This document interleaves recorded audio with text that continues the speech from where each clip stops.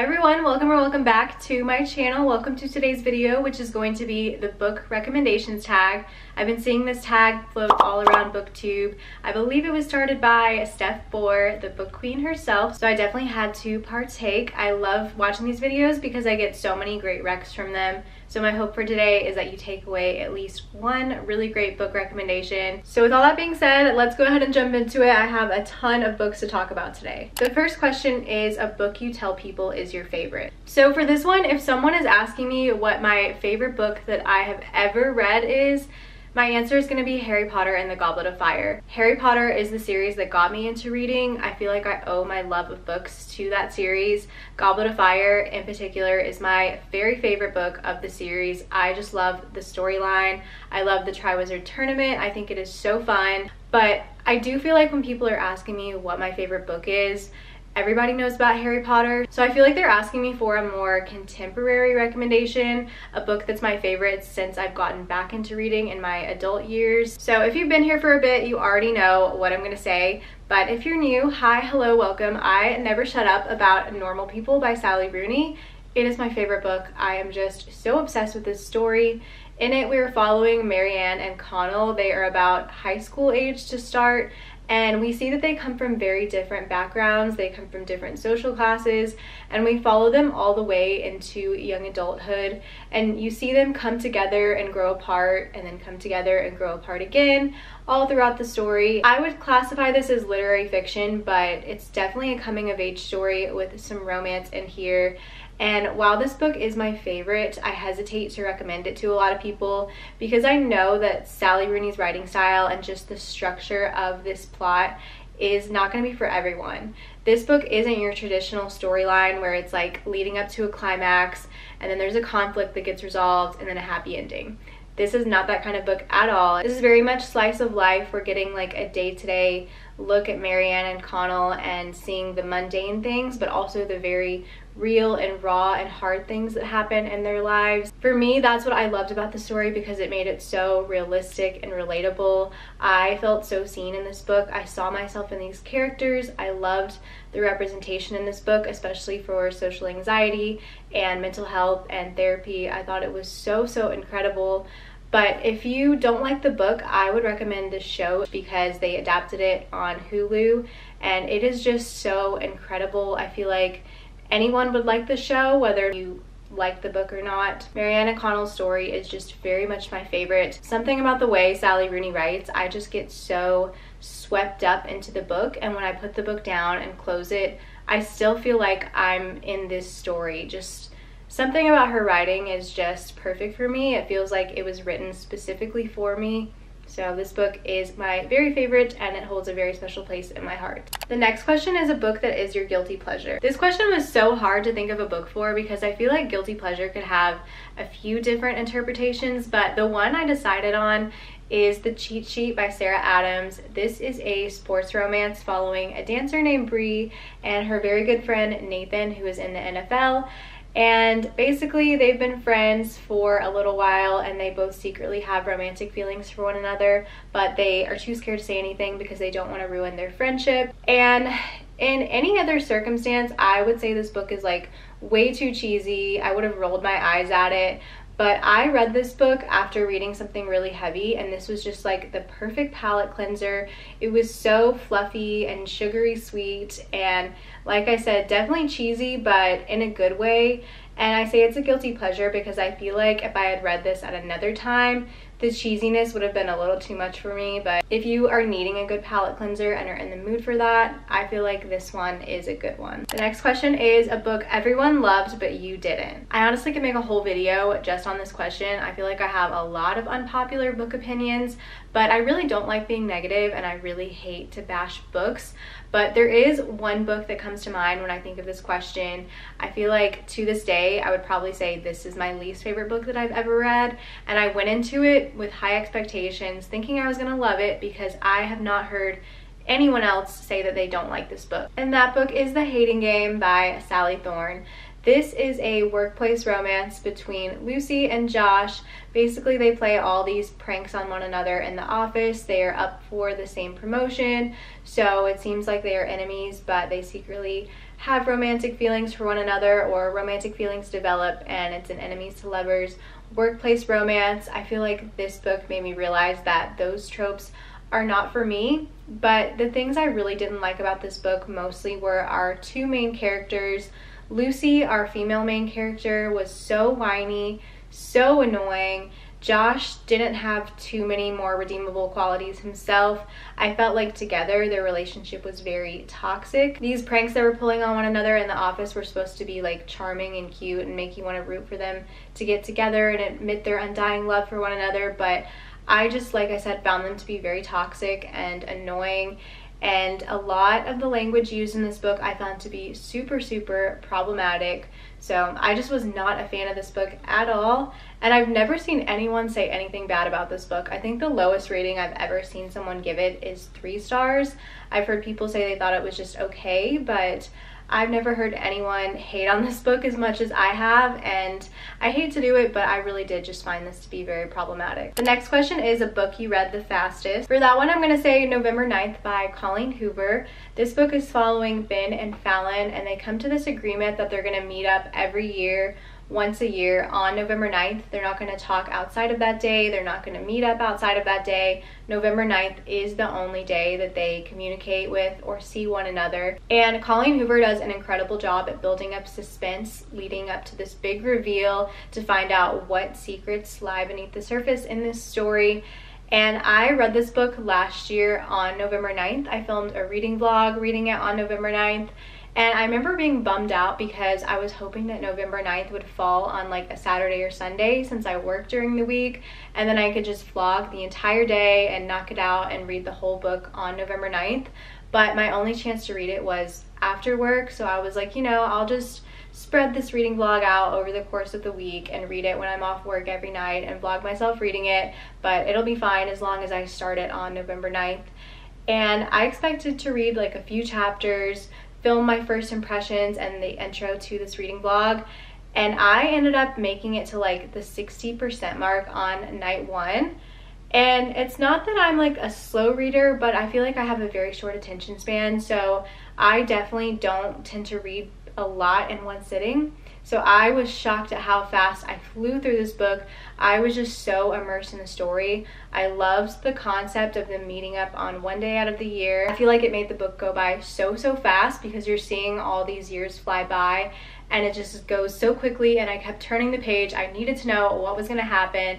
Like I said, I feel like Colleen Hoover builds up suspense so well, and I was so anxious to find out the reveal and find out what was going to happen in this book, and I ended up really loving it, really enjoying it, and I read this book so fast. The next question is a book that deserves more hype. For this one, I'm going to say The Good Sister by Sally Hepworth.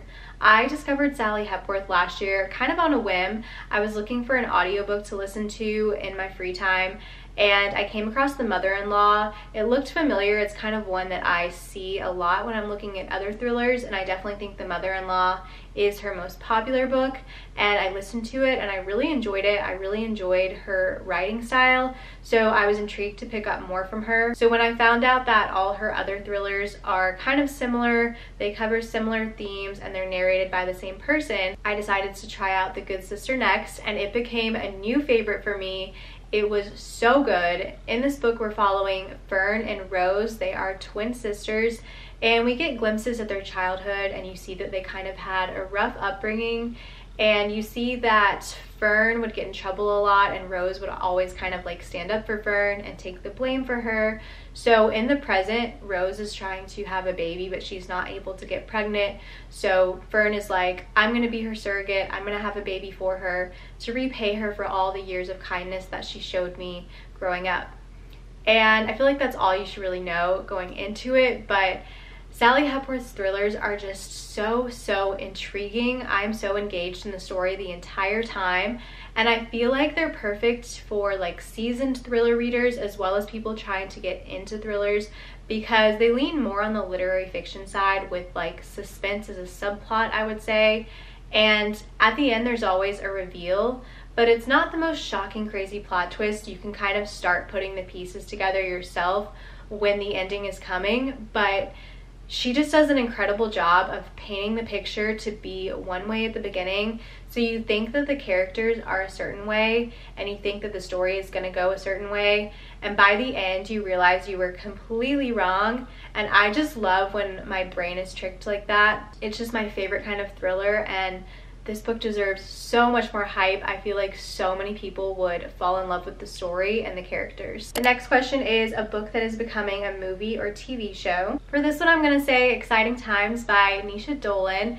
This book is following a woman named Ava. She is from Dublin and she moves to Hong Kong to teach English. And when she's there, she gets involved in a love triangle between this man that she has previously been in a relationship with and then a woman that she meets while she is in Hong Kong. And this story is also very slice of life. I would compare it to a Sally Rooney novel. But I am really excited that it's being adapted into a TV show. It's going to be on Amazon.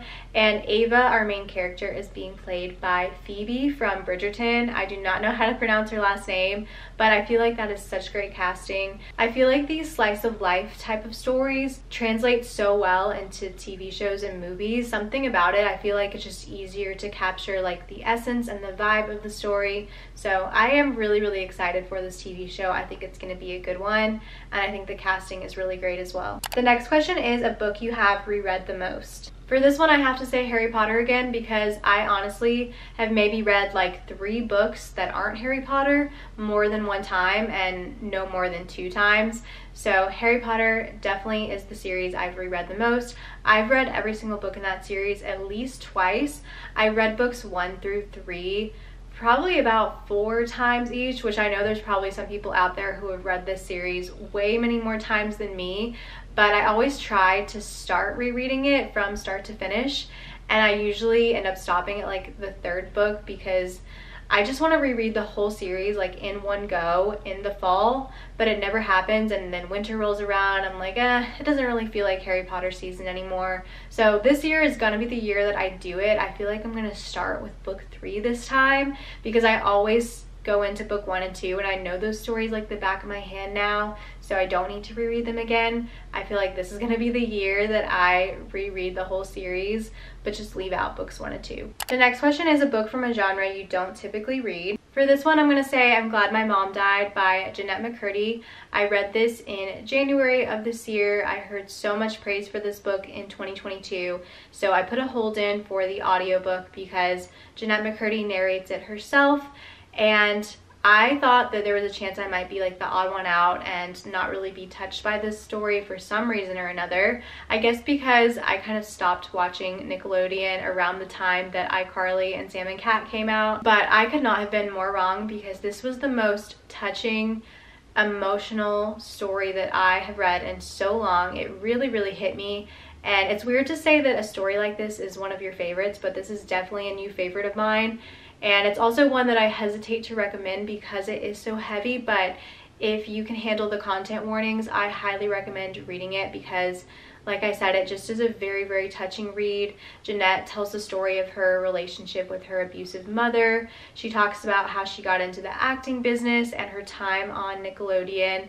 And it was just so interesting to hear her story. And she is an incredible writer and an incredible storyteller. I do not read a lot of nonfiction at all, especially memoirs, and especially not celebrity memoirs. I think this is only like the 2nd one that I've ever picked up, and it's by far the best one I've ever picked up. It was just so incredible, and I hope Jeanette writes more in the future because she is a very brave and talented woman. The next question is a book that deserves all the hype it gets. For that one, I'm going to say Every Summer After by Carly Fortune. This was one of my favorite books of last year, and I saw it on so many other people's favorites of 2022. And I just love this book. It has all my favorite tropes: childhood friends to strangers to lovers. We get then and now timelines. You're trying to figure out what happened between these 2 characters, Sam and Percy, that tore them apart. When they were younger, they had neighboring lake houses in this lakeside town in Canada. So the summer vibes of this book are perfect. I think the only criticism I've ever heard of this book is that it's too similar to Love and Other Words. And I also read Love and Other Words for the first time in 2022. And I liked that book, but for me, when you get to the reveal and learn why Macy and Elliot stopped talking, To me, it just felt so out of pocket. It also felt very like ambiguous. I was kind of unclear on the situation, and I felt like the ending was rushed and it needed to be fleshed out a little more and explained better. Whereas when you get to this reveal in the book and find out what it is that tore them apart, I think we get such a better look inside the characters' heads to understand why the things that happened did happen, and it just made so much more sense to me. And I really enjoyed the story so much. Like I said, the perfect summer vibes. I loved the relationship in this, and it was just such a beautiful story. A book you usually recommend when asked to give a recommendation. This definitely depends on who is asking me, but I feel like Taylor Jenkins Reid is always my go-to because her books have strong characters, strong plot. It has a little bit of everything in there. There's a little bit of romance, literary fiction, some mystery in there, and I feel like her books are generally crowd pleasers no matter what gender or age you are. And my favorite of hers that I have been recommending to people a lot recently is Carrie Soto is Back. This is following a fictional tennis player, Carrie Soto, who is retired. She holds all these records and titles in tennis, but now there is an up-and-coming younger tennis player about to snatch her record from her, so she is not having that. She decides to come out of retirement, train, and reclaim her title as the best. And if a story about tennis doesn't sound interesting to you, it didn't sound interesting to me at all. But I promise you, even if you are not into tennis, you will still love Carrie's story and love following her journey. And I feel like the message and the takeaway of this book is just such a great one that so many people would love to read. The next question is a book that has your favorite characters. For this one, I actually have a book that I have not talked about on my channel yet because I just read it a couple weeks ago. You'll hear all about it in my March wrap-up. But that book is Binding 13 by Chloe Walsh. This is a story about Shannon, who grew up going to public school her whole life and was bullied, and finally she transfers to a nicer private school, and that is where she meets the star of the rugby team, Johnny, and we follow their relationship. And it is technically a sports romance, so I love that in sports romances we get that found family aspect where we follow the whole team, and there's just such a strong bond with the team, and then usually the teammates have girlfriends who are friends. And I was so obsessed with all the characters in this book. I loved the main characters, Johnny and Shannon, just as much as I loved all the side characters in this book, and I'm so glad that this is a series and all the side characters are going to get books. And the first two books are part of a duet, Binding and Keeping 13, that follow Johnny and Shannon, and I was trying to spread it out a little bit and wait to read Keeping 13, but I was thinking about it just yesterday. I miss these characters so much, and I miss being in their world, that I'm picking up Keeping 13 next as soon as I finish the book that I'm currently reading. This book is a new favorite. I know I'm gonna love the whole series because I'm just obsessed with these characters and I want to be their best friends. The next question is a book you wish you could live in. Sorry to bring up Harry Potter again, but I had to do it because I literally can't think of another book that I would want to live in more than the Harry Potter series. I mean, who would not want to be a witch or a wizard, go to Hogwarts, learn magic, live in the most magical world, be friends with all the students at Hogwarts? Like, it just sounds perfect. Reading the Harry Potter books is so immersive and you get so swept up into the story. There's no other book that I can think of that I'd want to be a part of more than the Harry Potter series. A book you thought you would hate but ended up loving. Okay, I think hate is a strong word, but I was not expecting to love The Summer I Turned Pretty by Jenny Han. I feel like this book had a huge resurgence last summer because the show came out on Amazon, so I knew I wanted to read it at like the pool or the beach. It felt like it was going to give really great summer vibes, but I knew it was a YA romance following a girl named Belly and a love triangle between her and two brothers. And I thought it was going to be a little too childish for me, a little too immature, but it kind of ended up having the opposite effect where I just felt so nostalgic, and it reminded me of really fun times when I was growing up. It reminded me of summer vacations and crushes on people and just that feeling of being young and carefree.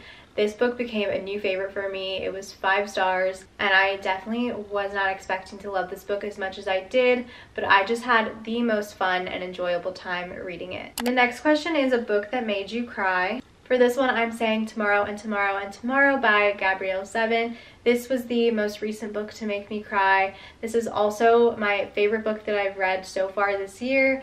This book made me cry both happy and sad tears. While I was reading it, there were definitely some heavy and hard-hitting things that happened that made me cry sad tears. But when it was over, I just loved the book so much that I could not stop crying happy tears because I was just like, this was so good. I forgot what it feels like to read a book where I love the story and I love the characters so much.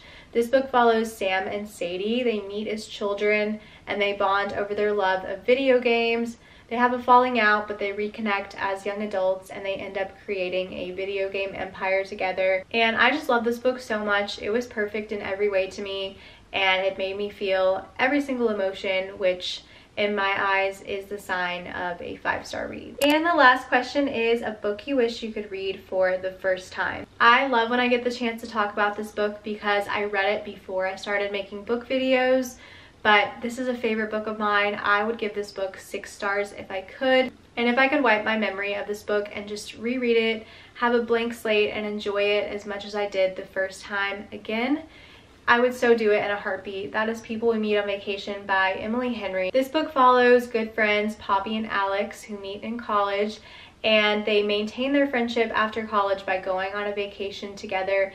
Every summer they go to a new destination, so the plot and story is so fun, following Poppy and Alex around in these different settings and locations. And in the present you see that something happened and they have not spoken in a while and their friendship is not the same anymore. And it's that trope of trying to find out what happened that made them stop talking. We get the then and now timelines. And this book made me realize that friends to strangers to lovers is by far my favorite trope. I love to travel, I love vacations, so this is another book that literally felt like it was written for me. Not just the book, but the experience I had while reading this. I read this while on vacation, and just reading this on the plane and while I was like by the pool sipping drinks, this was just the perfect vacation book, so I highly recommend saving it for a vacation. I wish I could relive that whole experience of reading this for the first time over again. It was just so incredible, and this book holds a very, very special place in my heart. Alright guys, that is going to conclude this book recommendations tag video. I hope you enjoyed watching. If you did, be sure to give this video a thumbs up. I will leave all the questions to this tag in the description box. So if you want to participate yourself, you definitely should in the comments. Make sure you hit subscribe to stick around to my channel. Thank you guys so much for watching. I will see you so soon in my next video. Bye guys.